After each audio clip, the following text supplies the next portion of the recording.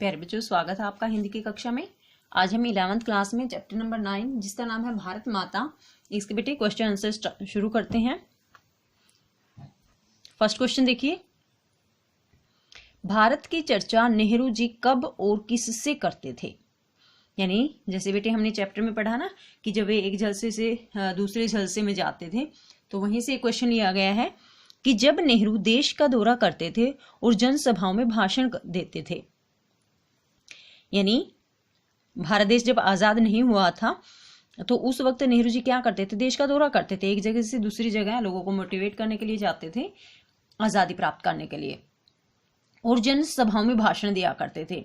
तो वे किसानों की सभा में भारत की चर्चा अवश्य किया करते थे। जब भी कोई सभा होती, मान लीजिए उसमें ज्यादातर किसान होते, तो वे वहां भारत की चर्चा अवश्य करते थे। उनका विचार था कि किसानों का दृष्टिकोण सीमित है।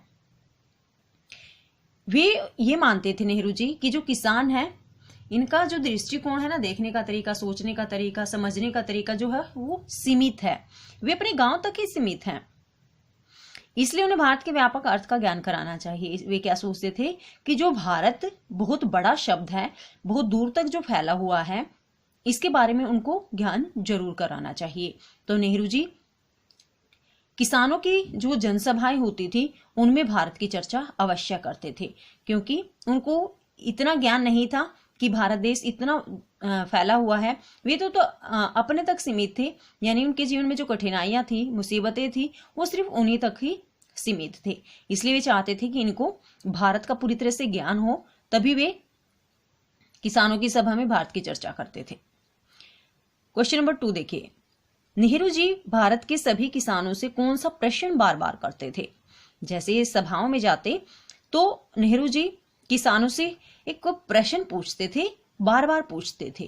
तो वह प्रश्न कौन से थे? आंसर देखो बेटे, नेहरू जी भारत के सभी किसानों से निम्नलिखित प्रश्न बार बार करते थे।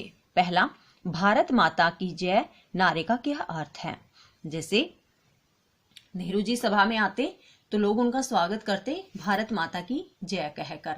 तो ये पूछते कि भारत माता की जय, इस नारे का अर्थ क्या है। दूसरा, यह भारत माता कौन है। और जैसे वे कहते ना भारत माता की जय, तो इसमें ये पूछते कि ये भारत माता कौन है जिसकी वे जय चाहते हैं। तीसरा, वह धरती कौन सी है जिसे वे भारत माता कहते हैं। गांव की धरती, जिले की धरती, सूबे की धरती, या फिर पूरे हिंदुस्तान की धरती। तो ये क्वेश्चन पूछा करते थे कि जिस धरती की वो बात कर रहे हैं, जैसे उन्होंने कहा ना भारत माता, तो एक खट्टे जाट नौजवान ने ना जवाब दिया, धरती से हमारा अभिप्राय है, क्योंकि किसान था, वो किसानी किया करता था।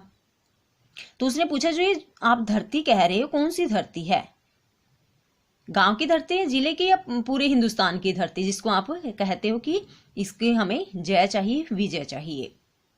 नेक्स्ट देखो, क्वेश्चन नंबर 3, दुनिया के बारे में किसानों को बताना नेहरू जी के लिए क्यों आसान था।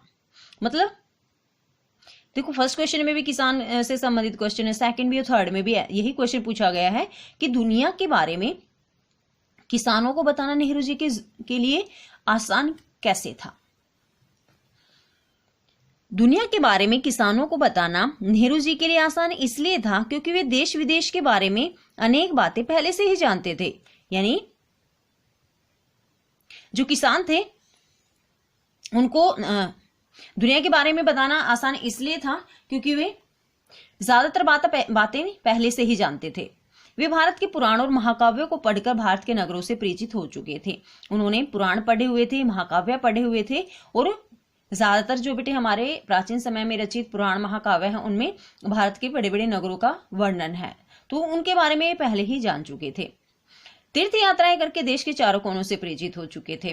तीर्थ यात्राएं करते थे, वो दूर दूर जाते थे तीर्थ यात्रा पर, तो इनको पता लग चुका था कि ये जो तीर्थ यात्रा करने के लिए जाते कि हमारा भारत देश बहुत दूर तक फैला हुआ है। देखो, इसके अपोजिट लिखा ना फर्स्ट क्वेश्चन में, उनका विचार था कि किसानों का दृष्टिकोण सीमित है। ये उनका विचार था, ये सोचते, लेकिन वास्तविकता क्या थी कि इनको बहुत ज्यादा ज्ञान था, लेकिन सभी को भी नहीं था बेटे, क्योंकि कुछ एक व्यक्ति ही ऐसे थे जिन्होंने पुराण महाकाव्य पढ़े हुए थे या जिन्होंने तीर्थ यात्राएं कर रखी थी। क्योंकि देश आजाद नहीं था ना, तो बहुत सारे लोग ऐसे भी थे जो गरीब थे, कर्जदार थे, पूंजीपतियों के अधीन रहकर काम करते थे। तो इसलिए भी इन्होंने ऐसा कहा है। तो यहां से बेटे आपको अनुच्छेद बनाना है। अनेक सैनिकों ने विश्व युद्ध के दौरान विदेशों में जाकर युद्ध किया था और विदेशी नौकरियां भी की थी। और अनेक किसान ऐसे भी थे, जब विश्व युद्ध हुआ तो इन्होंने ये विदेश गए और वहां जाकर इन्होंने नौकरियां की। तो ये भी परिचित हो चुके थे कि हमारे साथी देश में ऐसे बहुत सारे हैं जो बहुत दूर दूर तक फैले हुए हैं।